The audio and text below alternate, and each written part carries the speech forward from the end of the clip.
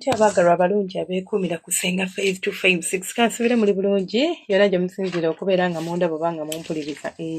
Olwaleero tugenda kwogera ku maanyi g'ekisajja, engeri gy'osobola okubeera nga weeterezaamu mu kisenge eyo. Nze mmwe babuuza nti Ssenga nze sisobola kusamba nsiko, teweetaaga gisamba kakkana.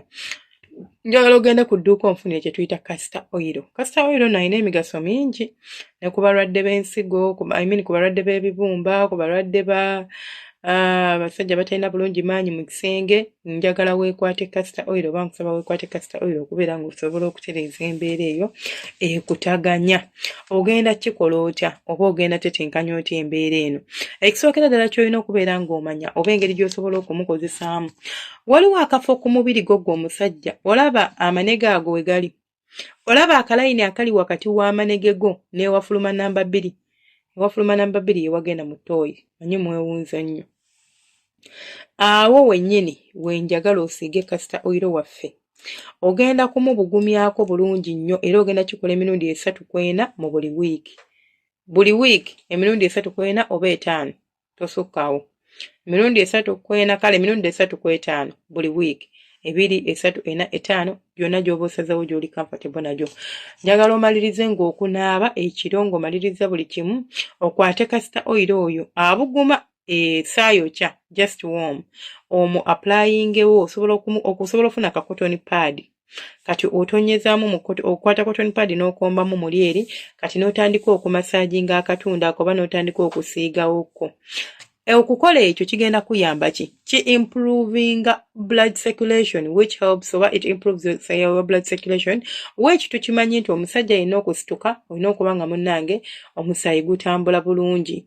Kasa gubeera nga gutambula bulungi, omuyima okugumaintaininga kigenda kufuukira kyangu. Kasa gubeera nga tegutambula bulungi, okumaintaininga omuyima kigenda kufuukira kizibu.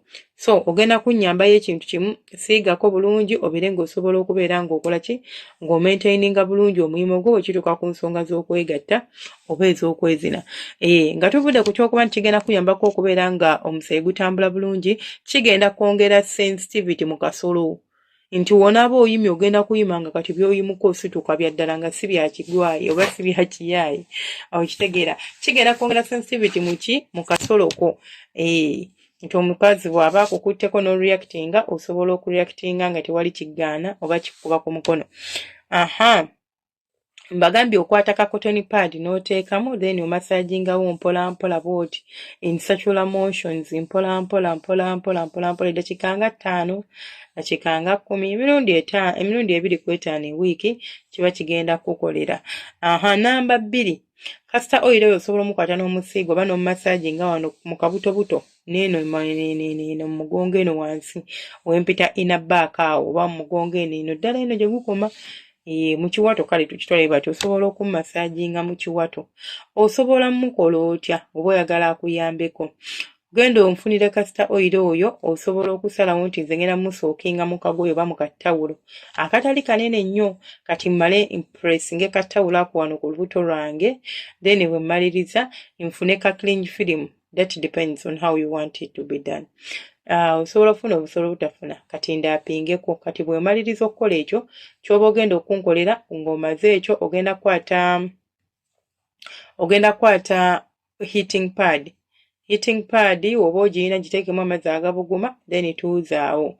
Ogenda kikola kinene okumala nakyo ennaku nga 5-6 per week. Kigenda kuyambako okuba nga bw'otuuka mu nsonga za bukuta oba nga bw'otuuka mu nsonga z'okwezina, wali wonna ogenda kubeera kiriya bitya ti amaanyi obeera oyina agamala. Kikuyambako ku ntambula y'omusaayi ate ne kya kibiiti nga kyetuyita gundi.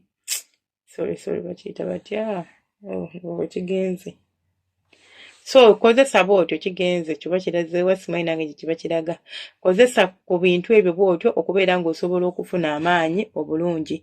Then n'ekirala castor oil osobola mukozesa otya? Osiga ku manege. Ku maki? Gamba ku manege. Kwata castor oil oyo otandika okuweeweeta ku manege go buli lunaku. Amanege ako gently gently mbegayiridde gently okusiga ku manega ago ogenda kuyima bulungi. Nammwe abasajja abagamba nti nze senga sirina bulungi nkwaso, kyongera ku bwagazi bayiza bwe kyongera ku maanyi g'ekisajja ofuna obwagazi mu buliri, okumasaajinga amanege go ng'ogamasaajingisa ku ka oyiro naye kalina okuba nga kabuguma kasita oyiro, kubanga kati mugenda kumbuuza ngenda gezaako okunoonya wano ekifaananyi naye just abeera oyiro taliiko kifaananyi. Ate Uganda gy'ali kasita oyiro gamba nti kasita oyiro omufuna bulungi nnyo n'obeera ng'ogenda kubeera ng'omunno omuzina n'abeera ng'anyumirwa. Abasajja nabagamba muyige okwefaako n'okwetetenkanya, muyige okwenoonya, mulekerawo okuzinga emikono okubeerawo nga ggwe okimanyi bulungi tolina ky'osobola naye ng'oli okke nakyo. Nze ate oba kati sirina kyensobola, munaye omukazi ajja kugumikiza naye ajja mmala dduka agende. Ng'ate oba olinga mukazi munne oba olinga muganda we kyokka nga tooli bbaawe tosobola dde omuwalira obwetaavu obutini nnyo bwe buti. Mwejjanjabe muve mu bino ebyokwekwasa kuzannya sympathy cards. Wejjanjabe obeere ng'omuntu osobola okumuyimya n'abeera ng'anyumirwa ate n'abeera nga teyejjusa kubeera nga yakulonda mu bangi. Omanyi kye kitegeeza okubeera n'omusajja n'atuuka okubeera nga tolina ky'osobola kubeera ng'omukolako. Omanyi kye kitegeeza kimalamu amaanyi. N'olaba omusajja gw'olaba nti bannange ono omusajja wange, bannange ng'ali awo ali bibye, n'akuleka nga byakulesse si bye bimu. Amalira mu bisambi, bw'aba tamalidde mu bisambi luutu ey'okubiri tasituka, ate ne luutu esooka wa ddakiika 2-3, kale nga tolina ky'owuliddemu. Manyi kye kitegeeza weetegese onaabye kasabbuuni ko ak'ebbeeyi owunya bulungi, oyagala omusajja ajja akubattule n'alyoka ajja n'akuweweeta oba okyali awo ng'amaze. Mu bisambi wakati ebintu ebyo biswaza nabagamba abasajja waba abadde apulaninga kusiibuza 2 ajja kusiibuza 2. Nti ayagala abeere nga makinga up olw'ensobi ze oba alabe nti n'enkya munnange oddamu n'omusinkana kuba kaakati bwa talina ssente tamanyi kuzina kaakati oba omwagala kuki. Okuzina mane amye kakasa oyiro kajja kuterereza obulamu keekwate gwe omusajja yenna. Ate mmwe oluusi ate muntabula abalina amaanyi g'ekisajja ate mmwe abaagala mubeere nga temukola by'abano abatalina amaanyi g'ekisajja bibandikoze. Bw'obanga sikugambye nti ggwe obanga tebagambangako mulwero tolina amaanyi g'ekisajja genda mutwero bakkebere olabe. Oyinza okubalooza tolina naye ng'ekikusumbwa just kintu kirala. You just need to figure it out ebintu bitereere. Ky'oba olaba I really emphasize kati okozesa ebintu bya herbal biki kubanga nkimanyi byo ebeera nga mmere ya bwongo tekirina buzibu. Kale munzikirize mbasiibule neesigalira nga nze Ssenga Faye wammwe 256 temwerabira ku subscribinga kulikinga n'okucommentinga. Omukama abanjagalire mubeere bulungi mweraba temujjanga okwo. Mwena beekuumira ku Story Hub mwebale nnyo ate mwe Story Hub Luganda ye channel yaffe empya kutunyumiza bu stories. Abeekuumira ku Ssenga Faith nammwe mbaagala nnyo. Nabagamba ina story yo ng'oyagala tuginyumyeko oyita ku 0785 28 6. Mubeere bulungi mweraba.